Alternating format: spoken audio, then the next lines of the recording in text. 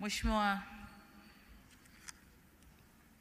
Makamu Mwenyekiti wa Chama cha Mapinduzi na uongozi wote wa Chama cha Mapinduzi Taifa, lakini pia nimemwona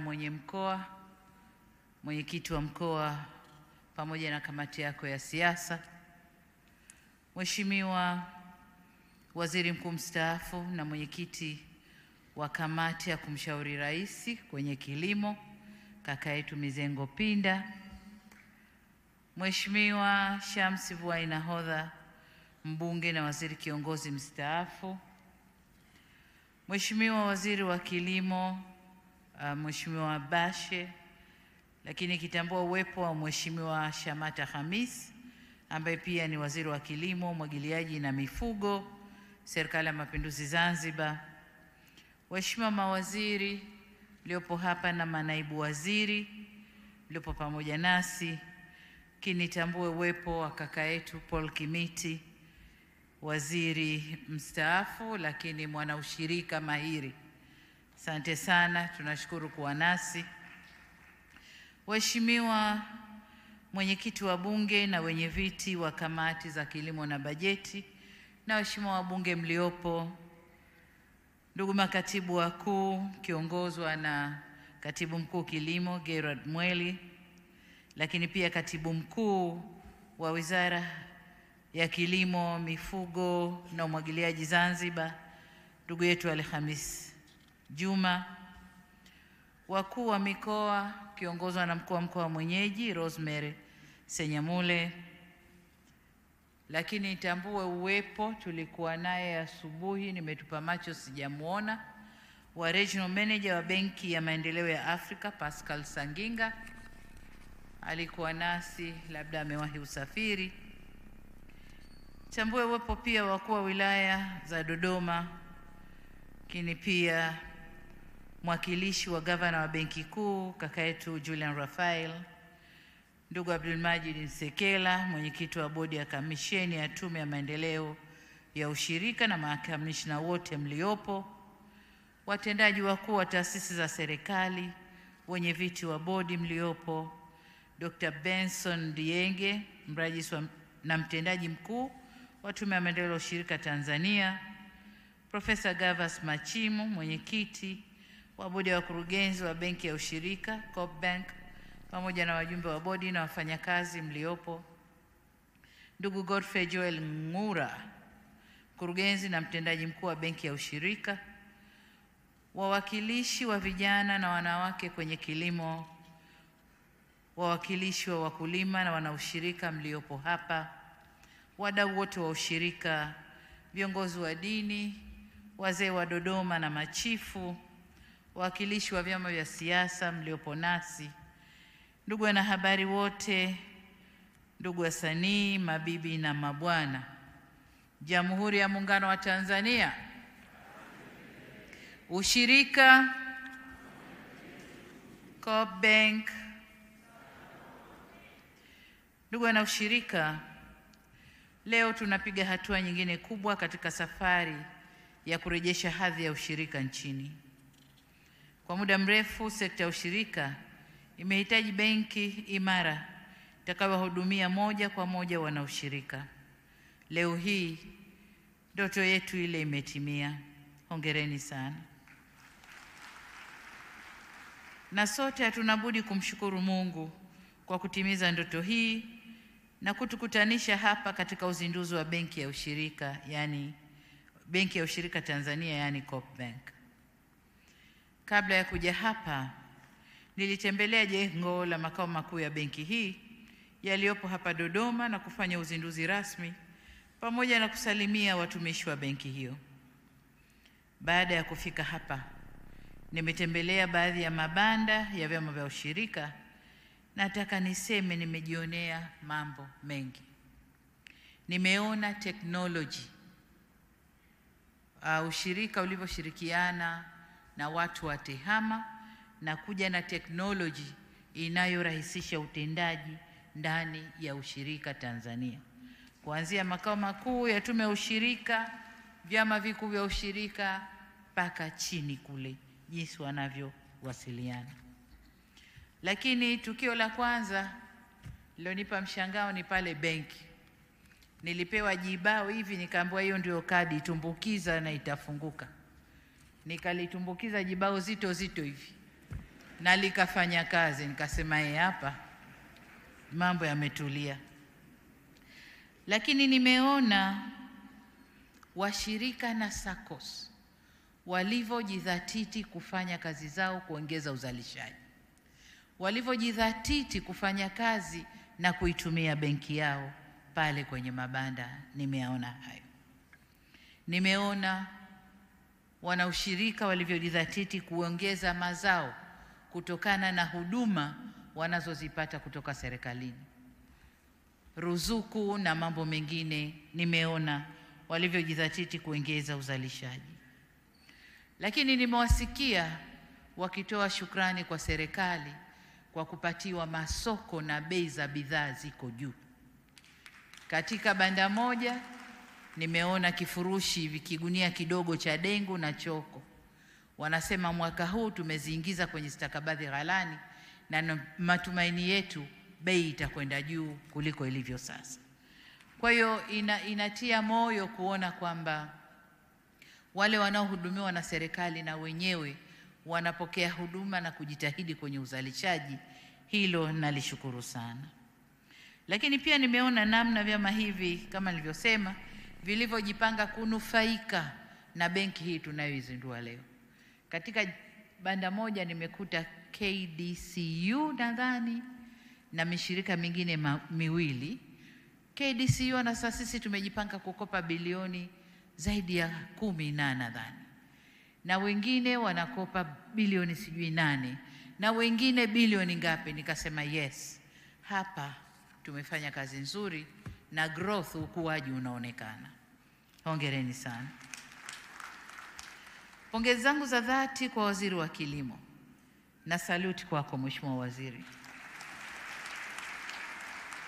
lakini kwako na watendaji wote kwa uongozi thabiti na kuhakikisha maono ya muda mrefu yanatimia na hivyo kufanikisha uanzishwaji wa benki hii. Unajua nilipomteua Gerard alitoka Samwe akaja Kilimo. Kamuuliza Bashe, una hakika huyu? Mbona kama bosi sana hivi? Wakati ule Gerard anaongea mabega yako juu hivi. Nikamwambia Bashe, una hakika? Akanambia trust me, nipe huyu mtu. Hongera Gerard. Umefanya kazi nzuri sana. Asante sana. Lakini tunatambua jitihada zenu pia katika kuhakikisha wanaushirika wanapata benki yao. Na nimefarijika zaidi kuona kuwa benki hii inamilikiwa kwa 51% na wenyewe vyama vya ushirika. Mmeamua. Ni jambo ambalo mmelitaka, limekuja na mmelipokea vizuri. Na washukuru sana. Sasa shukrani zangu za pili ni kwangu pia, kwenu kutoka kwangu binafsi, kwa kunipa fursa na mimi ya kuchangia na kuwa mwana ushirika. Na washukuru sana. Ndugu wana ushirika, uanzishwaji wa benki hii sio kwa bahati mbaya, bali ni utekelezaji wa ilani ya Chama cha Mapinduzi hii tunayomalizia mwaka huu 2020-2025. Pia ni utekelezaji wa mawazo yaliyokuwepo kwa muda mrefu, ambapo huko nyuma kuliwekwa misingi thabiti iliyojenga kufanya sekta ya ushirika kufikia kuwa na benki kubwa ya namna hii. Sote tunajua safari hii ingeanza mapema zaidi, ila upatikanaji wa mitaji nafuu na ya uhakika ndicho kilikuwa kikwazo kikubwa cha ushirika. Nafurahi kwamba muundo wa umiliki wa benki hii, yani 51% kwa vyama vya ushirika, 20% kwa CRDB. CRDB, hongereni sana. Utakumbuka mkurugenzi mtendaji wa CRDB, nilipokuja kuzindua makao makuu ya CRDB Dar es Salaam, tulipita kuzindua tukarudi kwenye ukumbi wa Nyerere kule kufanya mkutano. Moja katika jambo nililokuambia kwamba CRDB ukiangalia neno lake ni for rural development, na nikakutaka urudi kwenye misingi hiyo, usiende tu kimkomasho huko. Leo umetimiza, asante sana, asante sana. CRDB imerudi sasa kwenda kusupport wale watu wa kule vijijini ambao ndio wazalishaji wakubwa, wanatulisha, wanatupa afya, na wote tunapata jeuri kwa sababu yao. Kwa CRDB na 20% na 10% ni kwa serikali. Tiara, asante sana kwa kuweka mkono wako na kuipa nguvu benki hii. Lakini pia 9% ndio wale wengine waliotajwa, kina Bashiru, kina Chongolo na wengine. Na nani mwingine nimeambiwa? Chama cha Mapinduzi kimo pia mkono wake. Na wengine wote ambao tumo humo ndani tunafanya 9% iliyobaki. Hiki ni kielelezo cha nguvu cha ushirika wa sasa. Muundo huu unalenga kuhakikisha usimamizi wa kitaalamu, uendelevu wa kifedha na huduma jumuishi kwa makundi yote. Yale ambayo tulikuwa hatuyafikii, sasa benki hii inakwenda kuyafikia. Ni jambo la furaha na matumaini kuona benki hii haijaanza kinyonge. Inazinduliwa leo ikiwa na mtaji wa bilioni 58. Kiasi hiki kitachangia kuimarisha upatikanaji wa mitaji ili kuongeza tija kwa kilimo na kuhakikisha usalama wa chakula na kuchochea maendeleo vijijini. Ni matarajio yetu kuwa kila shilingi inayowekezwa na benki hii kwenye ushirika na kilimo itavutia na kuchagiza taasisi nyingine za fedha kuongeza kiwango wanachokielekeza kwenye sekta hii. Hongereni kwa kuanza na matawi zaidi ya 1, yani matawi 4 Dodoma, Tabora, Kilimanjaro na Mtwara. Lakini vile vile mna mawakala 58 ambao ni vyama vya ushirika pamoja na SACCOS. Lakini zaidi ya hapo mna maelfu ya wateja ambao tayari wameshajiunga na benki hii. Hii inaonyesha kishindo mlichoanza nacho na kukubalika kwenu kwa haraka. Inatia moyo kuona mmejipanga kuhakikisha huduma zenu zinafika kwa walengwa wote kwa urahisi na kwa gharama nafuu. Ubunifu wa utumiaji au kutumia ofisi zote za vyama vikuu vya ushirika na SACCOS ili kufikia wananchi wa kipato cha chini na walio vijijini kwenye vikundi vya kijamii, wakulima na wafanyabiashara wadogo ni hatua nzuri ya kuanzia. Hapa tunaanzia, baadaye matawi yataendelea kujengwa na pengine vyama vya ushirika wenyewe kule watakuwa na uwezo wa kujenga matawi yao ili benki iweze kuwahudumia. Hivyo nitoe rai kwa vyama vya ushirika kushirikiana na benki ya ushirika kupanua mtandao wake ili huduma zifike na kupatikana kwa urahisi. Kwa mujibu wa Benki ya Maendeleo ya Afrika, ni wastani wa 5% tu ya ufadhili wa kibenki unaoelekezwa kwenye sekta ya kilimo barani Afrika, bara lote la Afrika. Lakini kwa hapa nchini kwetu Tanzania, takwimu za Benki Kuu ya Tanzania zinaonyesha kuwa kwa mwaka 2023 kiwango cha fedha kinachoelekezwa kwenye sekta ya kilimo kilikuwa 10%. Ni kusema kwamba tumetimiza lile takwa la Malabo Declaration. Waafrika tulikutana kule Malabo na tukakubaliana kwamba 10% ya mapato kwenye nchi yaelekezwe kwenye sekta ya kilimo. Kwa hii ni kusema kwamba Tanzania tumeshafika hapo na tunatarajia kuzidi hapo. Pamoja na hayo, kasi ya kuongezeka kwa mitaji katika kilimo imekuwa ndogo kilinganishwa na mitaji inayoelekezwa kwenye sekta nyingine. Kuwepo kwa benki hii kutaongeza upelekaji wa mitaji kwa wakulima na hatimaye sekta nzima ya kilimo. Ndugu wana ushirika, niombe mtambue kwamba pamoja na kwamba benki hii inajikita katika kuendeleza ushirika, bado ni benki kama zilivyo benki nyingine. Kama ambavyo kwenye ushirika tuna misingi yetu ikiwemo demokrasia, na huku kwenye benki kuna misingi iliyowekwa na Benki Kuu ya Tanzania ambayo sharti na yenyewe zingatiwe. Na alisisitiza hili kwani kuzingatia misingi hiyo kutatuhakikishia uimara, uwezo wa kujiendesha kibiashara na uendelevu wa benki yenyewe. Kwa hiyo wote twende tukaheshimu misingi hiyo. Serikali kwa kushirikiana na wadau wote wa sekta ya fedha itatekeleza jukumu lake la usimamizi wa mpango mkuu wa maendeleo ya sekta ya fedha wa mwaka 2021-2029-30 unaotoa mwongozo wa kuboresha mifumo ya kifedha, kuongeza ufanisi na kubuni mifumo mipya ya huduma za kifedha. Na hapa ndipo alipokuwa akilalamika Waziri wa Kilimo, ambapo nitatoa agizo mbele tunapokwenda. Kwa kuwa benki ya ushirika nayo itakuwa sehemu ya mpango huu, ni matazamio yetu kuwa itakuwa mstari wa mbele kukidhi vigezo vilivyowekwa kwa kutoa huduma za kisasa na nafuu zitakazowafikia au zitakazofikiwa na wengi. Hapa pia nizungumzie na mabenki.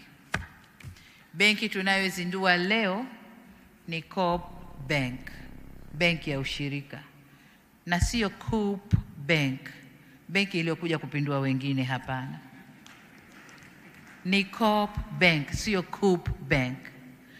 Kwa hiyo kuja kwa benki hii ni kuongeza nguvu, ni kuongeza njia za kuwafikia Watanzania mbalimbali, na hasa Watanzania wale wa vijijini. Ndio kazi ya benki hii. Kwa hiyo tushirikiane nayo, tufanye kazi nayo. Najua biashara ya benki ni ushindani, tunaweza tukashindana nayo, lakini kubwa tusaidiane nayo ili Watanzania wafaidike na yale tuliyoyakusudia. Kwa hiyo pongezi zangu tena kwa CRDB kwa kuonesha njia, lakini na wengine naomba uko mbele basi na nyinyi muingie muisaidie ili iweze kutimiza malengo yake. Ndugu wana ushirika na Watanzania wenzangu, nimetaarifiwa kuwa jana mlikuwa na kongamano ambalo lilitoa tafakuri pana ya historia ya ushirika nchini, ikiwemo changamoto zilizopo na mchango mpana wa ushirika kwa nchi, sekta ya kilimo na mkulima mmoja mmoja. Hongereni sana.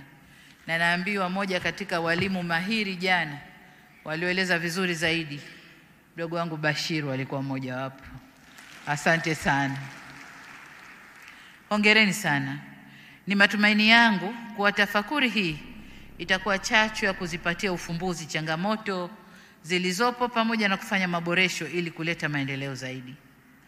Dhamira yetu kwa sasa ni kuona ushirika unachukua nafasi yake ili iongeze tija kwenye kilimo na kuongeza mchango kwenye pato la taifa. Serikali imechukua hatua madhubuti ya kuimarisha sekta ya kilimo kama ilivyoelezwa na waziri pale, ili kuongeza uzalishaji, kuhakikisha usalama wa chakula na kukuza kilimo biashara. Lakini pamoja na hatua hizo, bado sekta ya kilimo kwa sasa inakuwa kwa 4.2% mpaka mwaka jana 2024. Tunategemea kidogo mwaka huu kwa 5%, na miaka inavyokwenda tutakwenda kukua kila miaka inavyopita.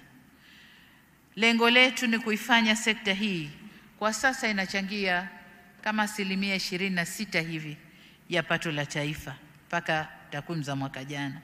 Sasa lengo letu ni kuifanya sekta hii kuwe kwa 10% ili iwe na mchango mkubwa zaidi kwenye pato la taifa. Swali sasa hapa ni je, baada ya kuanzishwa kwa benki ya ushirika ni nini kinahitajika ili ushirika uwe nyenzo ya kuharakisha utekelezaji wa malengo haya niliyoyataja? Hapa maeneo kadhaa au yapo maeneo kadhaa ambayo inabidi kuangalia kwa karibu, na hata hapa nitagusia matatu makubwa. La kwanza, kujenga ushirika imara. Nilikuwa namsikiliza vizuri Makwi alosoma shairi, alotuambia historia ya ushirika lakini kwa shairi.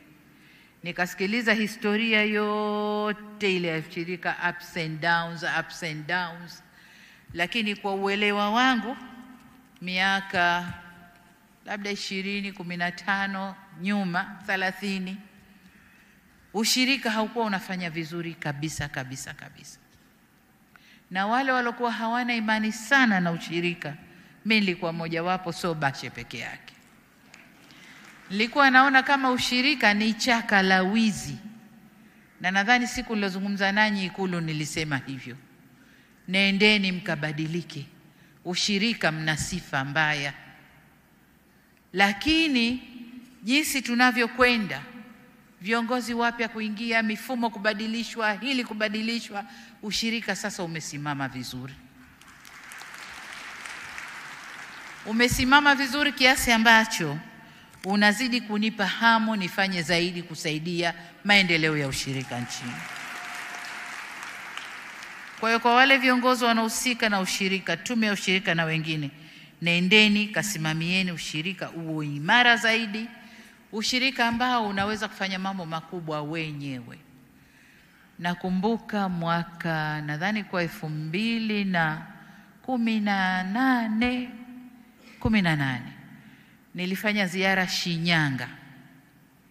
Pofika Shinyanga, kuzungumza, kuna bwana ambaye sasa hivi ni mbunge anaitwa Cherehani.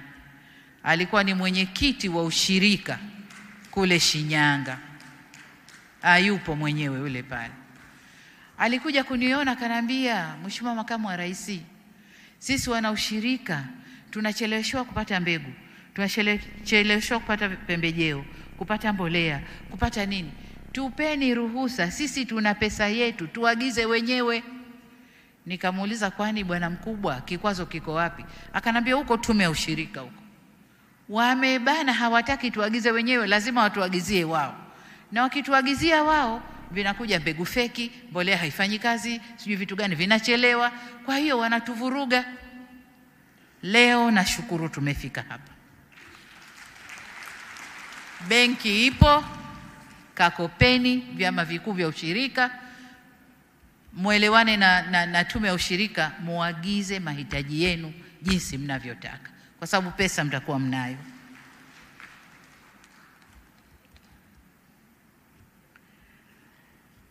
Lakini jengine niseme, muwe wabunifu kwa kutanua wigo wa huduma zenu, kwa kuhakikisha mnahamasisha wanaushirika kujiunga kwenye mfuko. Nimeambiwa kuna bima ambayo pia itakuwa zinatolewa na nini, lakini wakulima hawa pamoja na bima za afya, nguvu zinakwenda kuisha jinsi wanavyotumika. Kwa hiyo fanyieni mpango, zungumzeni na mifuko ya hifadhi ya jamii, waweze kuunganishwa huko pia. Waunganishwe huko, wajiwekee akiba, nguvu zikimalizika akiba yao waikute kule. Nadhani pia inawezekana kama moja njia ya ubunifu ya kuwasaidia wakulima. Kwa bima ya afya, na hilo mkiliingiza taleta matokeo, ustawi wa wananchi wetu utakuwa mzuri zaidi. Eneo la pili ninalotaka kulizungumza ni masoko. Ndugu zangu, nyinyi ni mashahidi kwamba serikali tunafanya kila tunaloweza kutafuta masoko, na masoko yanayoleta bei nzuri kwa mazao yetu. Tumefanya mifumo ya stakabadhi ghalani, tumefanya sijui kuna ndio inaitwa TMX, tumefanya sijui minada, tumefanya nini, tumekuza uwazi, tumetumia teknolojia. Ule ujanja uliokuwa ukifanywa ndani ya vyama vya ushirika sasa umepungua kwa kiasi kikubwa, na jinsi tunavyokwenda kutumia tehama na teknolojia mbalimbali, ule ujanja unakwenda kumalizika, ili mkulima apate jasho lake alilolitoa. Lakini kwa upande mwingine, tumeanza kufanya kazi ya kufanya vyama vya ushirika hivi viwe na viwanda vyao vya kuongeza thamani mazao wanayoyalima. Na nimeona mfano mzuri kwenye mabanda maonyesho pale. Nimeona wanao mafuta ya ufuta, nimeona mifano mingi pale. Kwa hiyo hayo ndio tunayokwenda kuyatekeleza, na kuwataka vyama vya ushirika mtangulie mbele, kuwa na viwanda, muongeze thamani, muwe na viwango, ili tunapotafuta masoko bidhaa zetu ziwe na viwango vikubwa, viwango vizuri vinavyokubalika kimataifa. Lakini kwa upande mwingine pia vyama vya ushirika niwapongeze kwamba sasa nilipokuwa kule nimeona mmeanza kuingia kwenye benki kukopa kwa ajili ya kujenga maghala. Hili ni jambo zuri. Ni jambo zuri sana, kwa sababu mkiwa na maghala mazuri yenye sifa, mazao yetu yatakaa vizuri, hayatoharibika. Na tunapokwenda sokoni, mazao yetu yatakuwa kwenye hali nzuri, na hili nalo nataka niwapongeze. Tumefungua masoko mapya, maparachichi, mashudu ya alizeti, mahindi meupe, mihogo, yote ina soko. Sasa upande mwingine tunafungua masoko, uzalishaji unakuwa mdogo, hautoshi. Kwa mfano soko la China kwenye mihogo ni soko kubwa sana, lakini uzalishaji wetu bado ni mdogo. Kwa hiyo wanaushirika, hizo ni fursa ambazo ningependa sana mkaziangalia.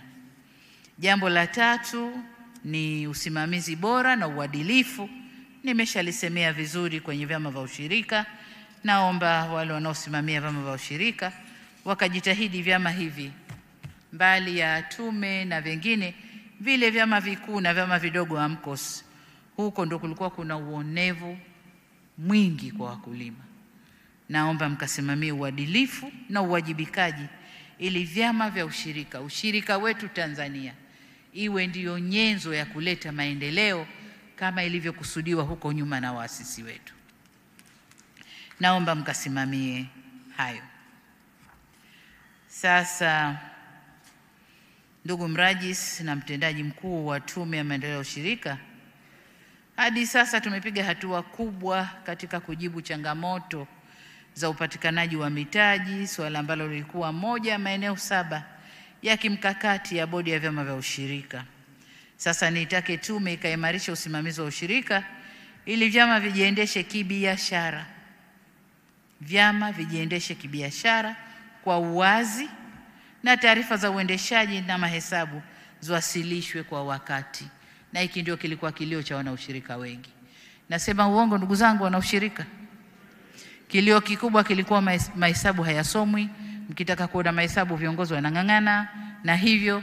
Kwa hiyo sasa hayo yote yakaondoshwa ili kujenga imani kwa wanaushirika, na waone ushirika ndio njia ya kuwainua na kuleta maendeleo kwao binafsi, lakini kwa nchi pia.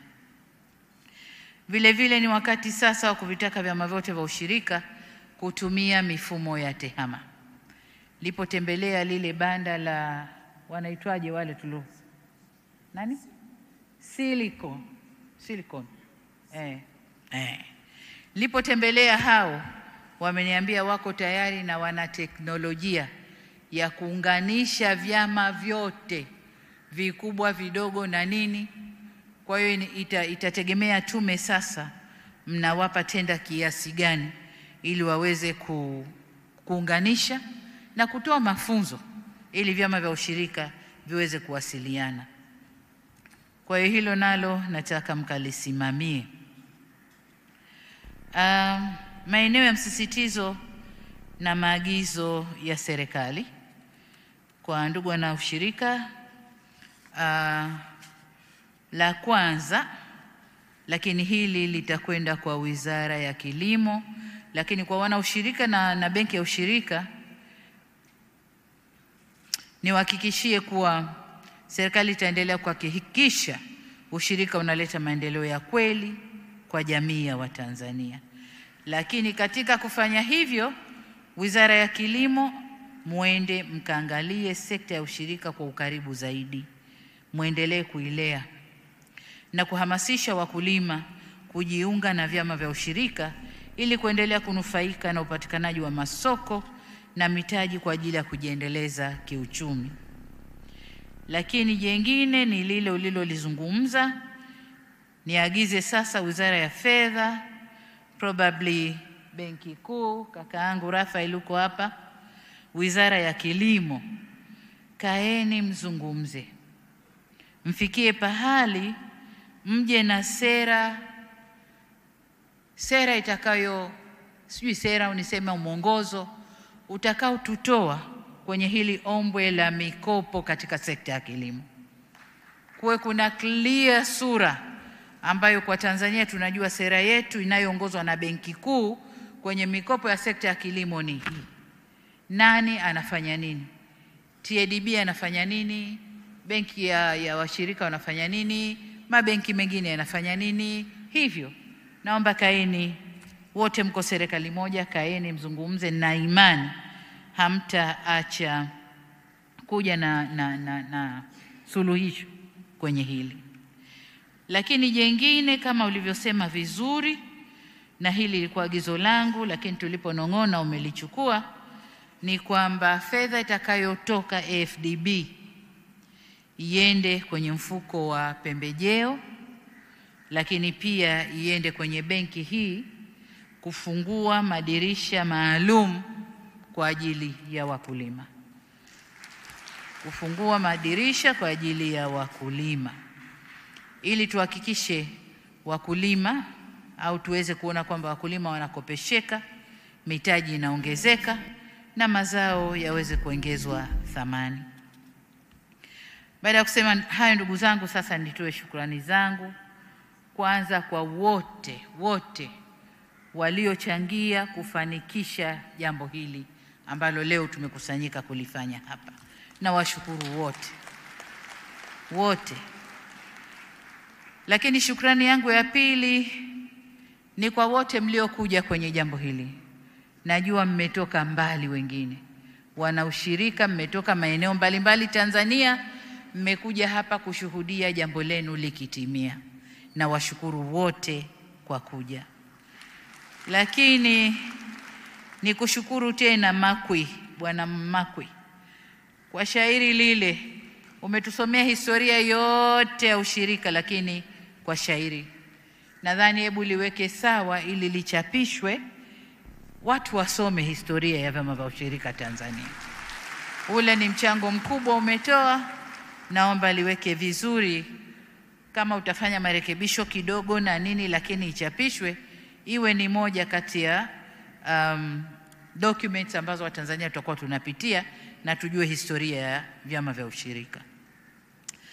Mwisho kabisa, wana ushirika, baada ya kusema hayo yote, sasa inayo heshima kutamka kuwa, na nilishafanya kule, lakini kule sikutamka, natamkia hapa. Kule niliweka jiwe, nilifungua, nikakata utepe, nikaingia ndani. Hapa natamka rasmi kwamba Benki ya Ushirika Tanzania, Coop Bank, imezinduliwa rasmi. Makofi mengi na vigelegele. Tusimame, naomba tusimame viongozi.